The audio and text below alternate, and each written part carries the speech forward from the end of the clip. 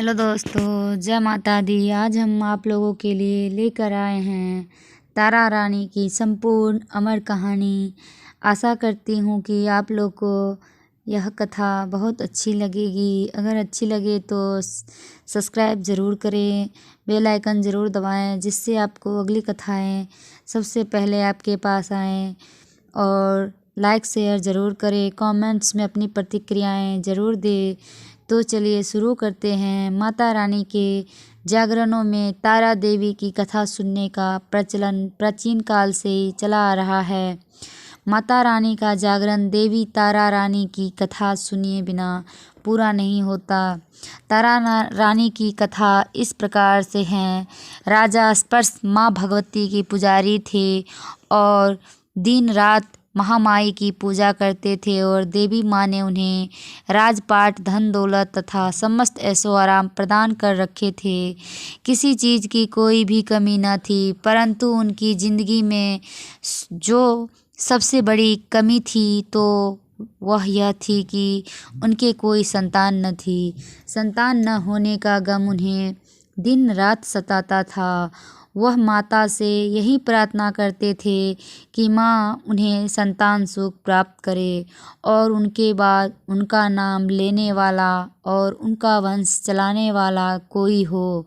आखिरकार माँ भगवती ने उनकी पुकार सुन ही ली। एक दिन माँ ने राजा को स्वप्न में दर्शन दिए और कहा कि मैं तेरी भक्ति से बेहद प्रसन्न हूँ। और माँ ने राजा के यहाँ 2 पुत्रियाँ जन्म लेने का वरदान दिया। माँ के वरदान के कुछ समय पश्चात ही राजा के यहाँ एक कन्या ने जन्म लिया। राजा ने अपने राज दरबारियों, पंडित और ज्योतिषियों को बुलाया और बच्ची की कुंडली तैयार करने का आदेश दिया। पंडितों व ज्योतिषियों ने मिलकर कन्या की जन्म कुंडली तैयार की और राजा से कहा कि उनकी यह कन्या साक्षात देवी का रूप है। यह कन्या जहाँ भी कदम रखेगी वहाँ खुशियाँ ही खुशियाँ होगी। यह कन्या भी आपकी ही तरह माँ भगवती की पुजारन होगी और उस कन्या का नाम तारा रखा गया। थोड़े समय बाद माँ के वरदान के अनुसार राजा के घर एक और कन्या ने जन्म लिया। वह दिन मंगलवार का था। पंडितों व ज्योतिषियों को अपनी दूसरी पुत्री की कुंडली तैयार कराने के लिए बुलवाया, परंतु पंडित व ज्योतिषी उदास हो गए। राजा ने जब उनकी उदासी का कारण पूछा तो वह कहने लगे कि हे राजन, यह कन्या आपके लिए शुभ नहीं है। राजा ने उनसे पूछा कि उन्होंने कौन से बुरे कर्म किए थे जो इस कन्या ने उनके घर जन्म लिया।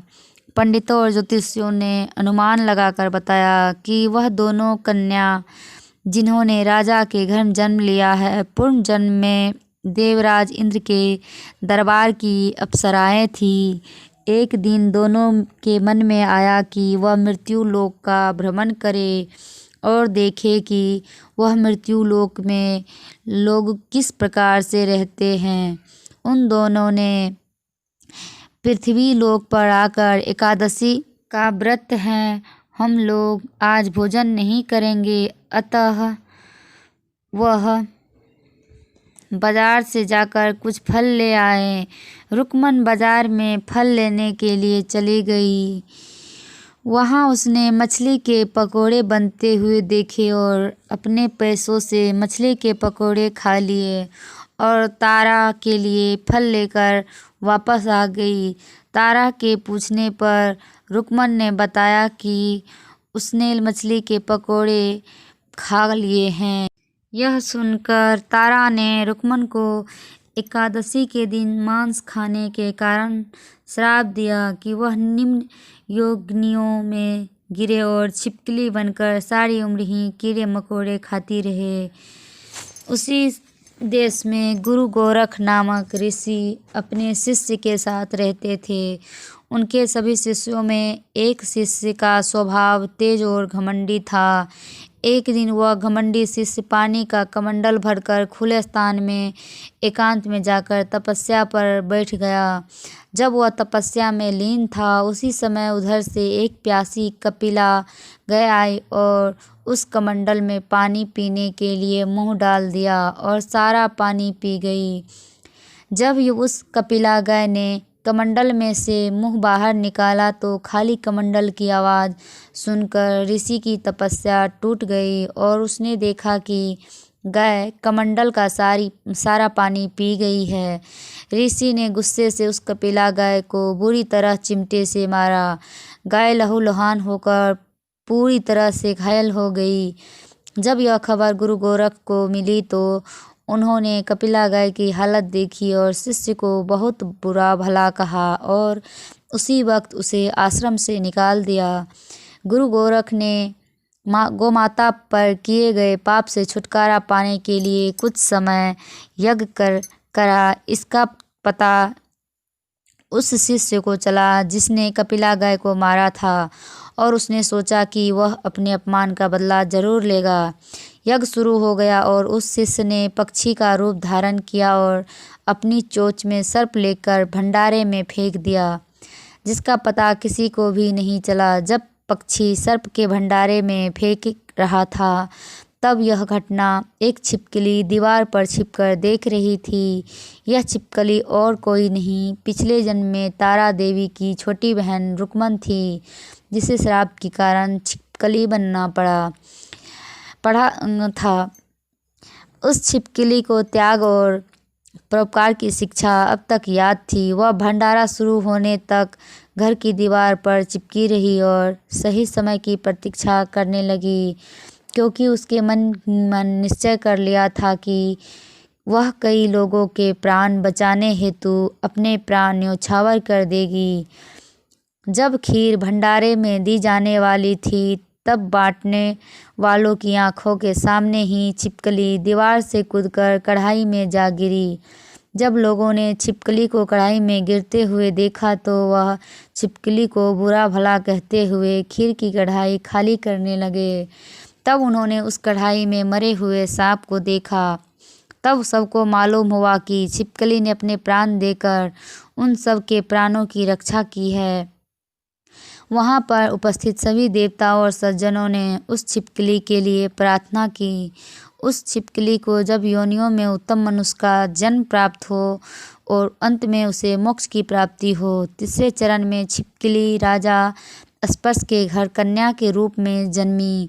दूसरी बारी बहन तारा देवी ने फिर मनुष्य का जन्म लेकर तारामती नाम से अयोध्या के प्रतापी राजा हरिश्चंद्र के साथ विवाह किया। ज्योतिषियों ने राजा स्पर्श को बताया कि यह कन्या उनके लिए हानिकारक सिद्ध होगी, अतः उस कन्या को मरवा दे। राजा स्पर्श बोले, कन्या को मारने से उन्हें बहुत बड़ा पाप लगेगा, इस पाप के वह भागी नहीं बन सकते। तब ज्योतिषियों ने विचार करके राजा को यह राय दी कि वह कन्या को एक लकड़ी के संदूक में बंद करके ऊपर से सोना चांदी आदि जड़वा दे और उनको नदी में प्रवाहित कर दे। सोने चांदी से जड़ा हुआ संदूक अवश्य ही कोई लालच में निकाल लेगा और राजा को कन्या के वध का पाप भी नहीं लगेगा। ऐसा ही किया गया। कन्या को सोने चांदी जड़ित लकड़ी के संदूक में बंद करके नदी में बहा दिया गया। वह संदूक नदी में बहता हुआ काशी के समीप एक भंगी को दिखाई दिया। वह भंगी नदी में से उस संदूक को बाहर निकाल लाया और उसने जब वह संदूक खोला तो उसमें से सोने चांदी की अतिरिक्त अत्यंत सुंदर रूपवान कन्या दिखाई दी। उस भंगी के कोई संतान नहीं थी। उसने अपनी पत्नी को वह कन्या लाकर दे दी और माँ भगवती की कृपा से उसके स्तनों से दूध उतर आया। दोनों पति पत्नी ने उस कन्या का नाम रुक्को रख दिया। रुक्को बड़ी हुई तो उसका विवाह हो गया। रुक्को की सास महाराजा हरिश्चंद्र के घर सफाई आदि का काम किया करती थी। एक दिन वह बीमार पड़ गई तो रुक्को महाराज हरिश्चंद्र के घर काम करने के लिए पहुंची। महाराज की पत्नी तारामती ने जब रुक्को को देखा तो वह अपने पूर्वजन्म के पुण्य से उसे पहचान गई।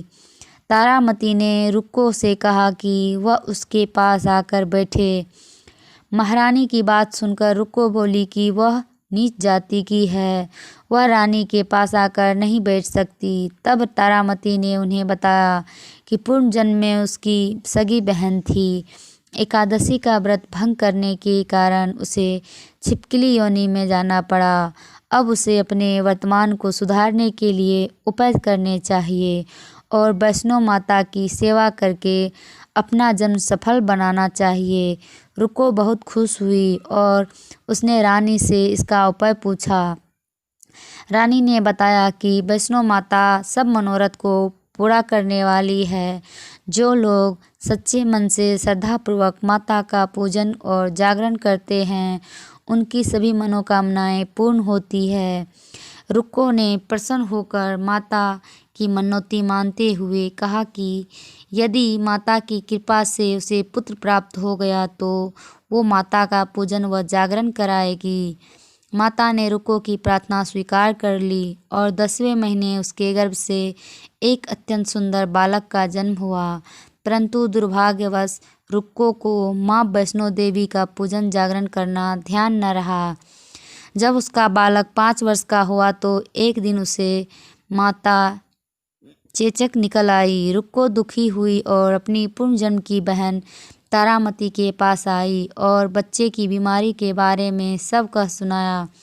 तब तारामती ने पूछा कि उसने माता के पूजन में कोई भूल तो नहीं करी। तब रुक्को को 6 वर्ष पहले की बात याद आई। उसने अपने अपराध को स्वीकार किया और फिर मन में निश्चय किया कि बच्चे की तबीयत में आराम होते हैं वह माँ का जागरण अवश्य करवाएगी। माँ भगवती की कृपा से रुक्को का बच्चा दूसरे दिन ठीक हो गया।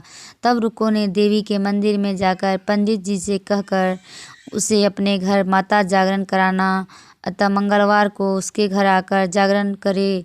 पंडित जी बोले, रुक्को तुम यदि 5 दे दो यह तुम्हारा जागरण मंदिर में ही करवा देंगे, क्योंकि वह एक जाति की स्त्री है इसलिए वह उसके घर आकर देवी माँ का जागरण नहीं कर सकते। रुक्को ने कहा कि माता के दरबार में ऊंच नीच नहीं होता, वह अपने भक्तों को एक ही दृष्टि से कृपा देती है। पंडितों ने आपस में विचार विमर्श करा और रुक्को से कहा, यदि तुम्हारे जागरण में महारानी स्वयं पधारेगी तब हम तुम्हारे घर आकर जागरण अवश्य करेंगे। यह सुनकर रुक्को महारानी के पास गई और सारी बात कह सुनाई। तारामती ने जागरण में सम्मिलित होने की बात स्वीकार कर ली। जिस समय रुक्को पंडितों से यह कहने गई कि महारानी जागरण में उसके घर आएगी, उस समय सेन नाम का नाई वहाँ पर मौजूद था। उसने सारी बातें सुन ली और महाराजा हरिश्चंद्र को जाकर सारी बात कह दी। राजा को सेन ने नाई की बात पर बिल्कुल भी विश्वास न हुआ कि महारानी भंगियों के घर जागरण में जाएगी। फिर भी महाराज हरिश्चंद्र ने तारामती की परीक्षा लेने की सोची और राजा ने उस रात अपनी उंगली में थोड़ा सा चीरा लगा लिया जिससे उन्हें रात भर नींद न आए। रानी तारामती ने जब देखा जागरण का समय हो रहा है परंतु महाराज को नींद नहीं आ रही है तो उन्होंने माता वैष्णो देवी से प्रार्थना करी कि कोई उपाय करके वह राजा को सुला दे ताकि वह जागरण में जा सके।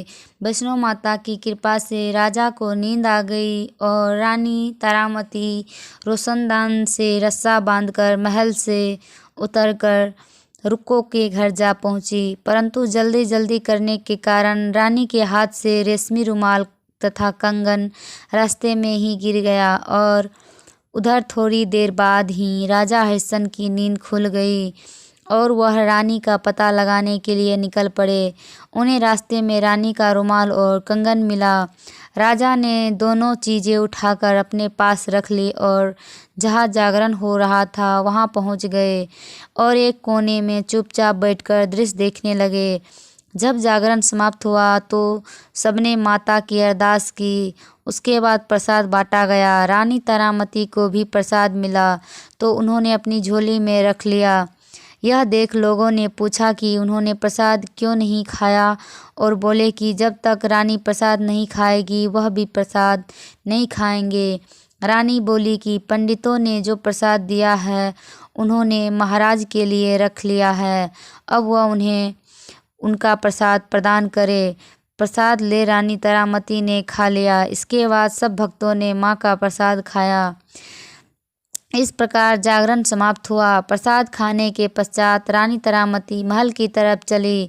तब राजा ने आगे बढ़कर रानी तारामती का रास्ता रोक लिया और कहा कि उन्होंने नीच घर का प्रसाद खाया है और धर्म को भ्रष्ट कर लिया है, अतः वह अब उन्हें अपने घर कैसे रख सकते हैं।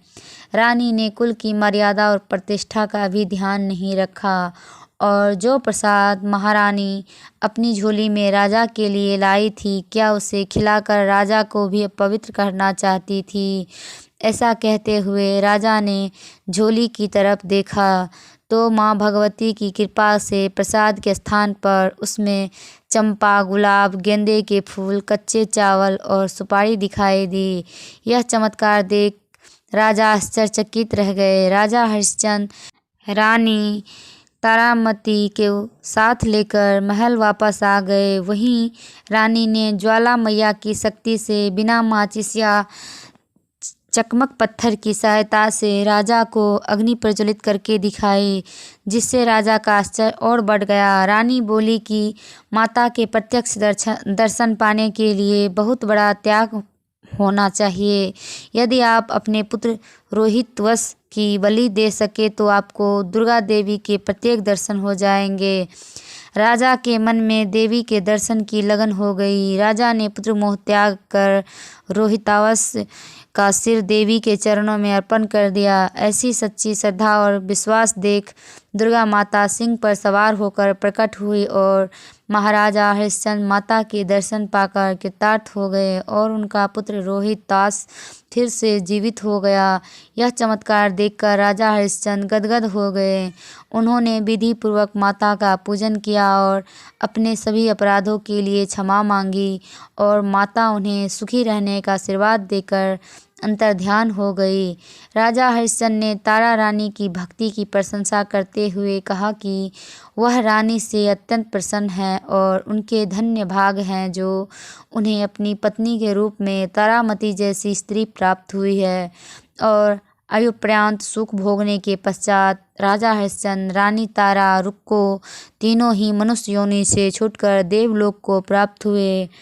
माता के जागरण में तारा रानी की कथा जो मनुष्य भक्ति पूर्वक पढ़ता या सुनता या सुनाता है उसकी सभी मनोकामनाएं पूरी होती है और सुख समृद्धि में बढ़ोतरी होती है।